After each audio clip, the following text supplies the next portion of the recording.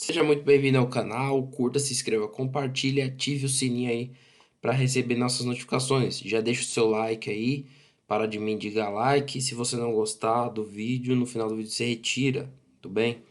Então hoje nós vamos continuar aí sobre João 15. E o contexto é onde Jesus está conversando com seus discípulos, e aí primeiro ele falou lá no 15, né? Que ele era a videira e os discípulos seriam os ramos. E aí falou que sobre os discípulos amarem-se uns aos outros, sobre eles exercerem esse amor em obediência aos mandamentos de Deus, sobre eles darem fruto, sobre a importância de dar fruto, pois aquele ramo que não dá fruto, o pai ele joga, ele joga fora, ele corta, né, e joga fora, e aquele que dá fruto, o Senhor limpa para que dê mais fruto. E aí, em contraponto a esse amor que existe entre os discípulos, entre os próprios discípulos que eles deveriam ter, e sobre essa questão dos frutos, Jesus vai falar sobre o ódio que o mundo coloca sobre os cristãos, tá? E a gente vai ver. Bom, então no final a gente viu no 17, esse é meu mandamento, amem-se uns aos outros. E aí agora ele vai contrapor, falando de ódio. Se o mundo os odeia, tenham em mente que antes odiou a mim. Se vocês pertencessem ao mundo, ele os amaria como se fossem dele. Todavia vocês não são desse mundo, mas eu os escolhi, tirando-os do mundo, por isso o mundo os odeia. E quando ele fala a justiça aqui, quando ele fala assim, ó, todavia vocês não são do mundo, mas eu os escolhi, então ele está colocando os discípulos como se não pertencessem mais a esse ciclo de sociedade, a esse ciclo temporal. Eles estão em outro patamar, tá? E aqui é uma forte inferência sobre santificação.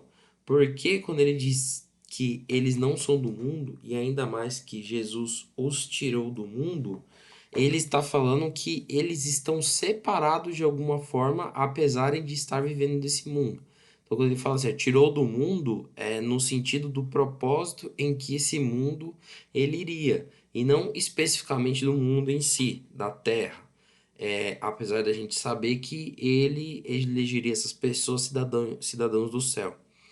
E aí ele fala, por conta disso, dessa separação que Deus fez, escolhendo essas pessoas, tirando eles do mundo, o próprio mundo os odeia, porque existe aí essa diferença, essa segregação, essa separação, onde Deus começou o seu ministério separando pessoas para estarem instruindo elas e proclamando o evangelho por meio delas também. Tudo bem? Bom, lembre-se das palavras que eu lhes disse. Nenhum escravo é maior do que o seu senhor. E ele já tinha falado isso lá no capítulo 13, verso 16.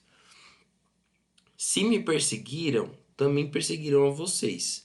E se obedeceram a minha palavra, também obedecerão a vocês. Apesar de existirem muitas pessoas que perseguiram Jesus, também existiram pessoas que obedeceram a Jesus. Então eles colocam os apóstolos no mesmo nível que eles nesses sentidos, tanto de perseguição quanto de obediência à palavra de Deus. E ele fala isso, que diz que nenhum escravo é maior do que o Senhor, porque esses discípulos eles poderiam ser considerados menores que Jesus, mas apesar disso, eles de alguma maneira sofreriam as mesmas questões. E aí a gente vai continuar vendo o que ele fala, né? Ó, tratarão assim vocês por causa do meu nome, pois não conhecem aquele que me enviou. Falando que o mundo não conhece a Deus que enviou ele.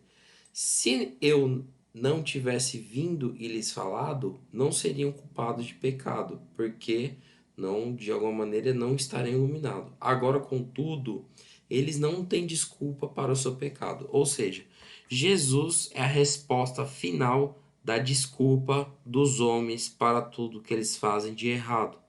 Todos os homens a qual Jesus já foi pregado não podem ter desculpa, porque de alguma maneira antes eles poderiam até querer se desculpar, mas quando eles entendem, quando eles têm o evangelho pregado até eles não podem mais se colocar, se ocultar diante do seu pecado. Então, nesse sentido, o evangelho ele faz uma ruptura, né? Ele abre dois caminhos: aqueles que aceitam e aqueles que não aceitam. As pessoas que não aceitam, elas não têm desculpa mais de seus pecados, porque elas viram a revelação do Filho de Deus de alguma forma.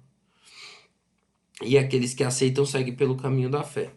Agora, aquele que me odeia também odeia meu Pai. Então, falando sobre toda vez que odeiam a Jesus, também odeiam o Pai. E quando as pessoas falam que odeiam os crentes, alguma coisa assim, eles de alguma maneira estão expressando uma perseguição à igreja e ao próprio Jesus, tá? E a gente, não vou falar disso agora, mas a gente vê Paulo, quando Paulo perseguiu a igreja, Jesus ele foi e derrubou Paulo do cavalo. Justamente Jesus perguntou: Paulo, por que você me persegue? Ele não estava falando sobre a igreja, ele estava falando sobre ele mesmo. Então, de alguma maneira, a gente entende que aqueles que perseguem a igreja de Cristo acabam perseguindo a Cristo. Se eu não tivesse realizado no meio deles obras que ninguém mais fez, eles não seriam culpados do pecado. Mas agora eles viram e odiaram a mim e meu Pai. E eles odeiam a Jesus e ao Pai justamente porque o pecado deles foi exposto e a obra de Deus vem sendo realizada. E eles não conseguem mais se desculpar e falar que não odeiam. Na verdade, eles odeiam justamente por conta das obras que Jesus faz. Mas isto aconteceu para se cumprir o que está escrito na lei deles, odiaram-me sem razão. Isso está lá no Salmo 35, 19 e 69, verso 4. Quando vier o conselheiro, ele está falando aqui a respeito do Espírito Santo, que eu enviarei a vocês da parte do Pai, o Espírito da verdade que provém do Pai, ele testemunhará ao meu respeito, ou seja, o próprio Espírito Santo vai continuar instruindo os discípulos a respeito do Pai e não só testemunhando em relação aos discípulos, mas testemunhando em relação ao testemunho do mundo também. E vocês também testemunharão, pois estão comigo desde o princípio. E aqui eu vou dar a liberdade só para a gente avançar um pouquinho no capítulo 6, esses quatro primeiros versículos, que falam também, estão nesse contexto de perseguição, tá? Ó, tenho dito tudo isso para que vocês não venham a tropeçar. Porque muitas vezes a gente acha que por conta de estar servindo a Deus, a gente não pode de alguma maneira tropeçar. Mas justamente, imagina se Jesus não tivesse avisado e começasse uma perseguição aos cristãos, as pessoas achariam que estariam fazendo as coisas erradas, quando na verdade elas não poderiam estar tão certas. E aí, ele falou isso justamente para que as pessoas discernam e não tropecem sabendo que essa perseguição vai vir, tá? E ele fala, ó, vocês serão expulsos das sinagogas de fato.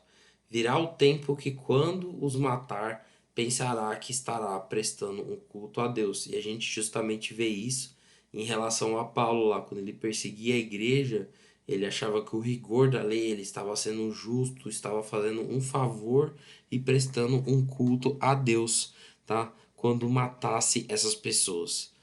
Farão essas coisas porque não conhecem nem o Pai e nem a mim. Então, justamente falando sobre a reação dessas pessoas em odiarem, está relacionado com essa falta de conhecimento, não o conhecimento em si de informação e instrução, mas o conhecimento de andar com Jesus e com o Pai. Estou lhes dizendo isso para que, quando chegar a hora, lembrem-se que eu os avisei. Não lhes disse isso no princípio, porque eu estava com vocês.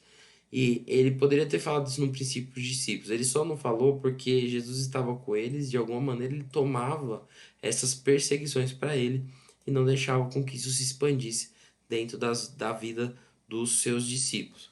Beleza? Então, essa é a palavra de hoje, mais curta. Curta, se inscreva, compartilhe, ative o sininho para receber todas as nossas notificações. Não esqueça do seu like. Até logo!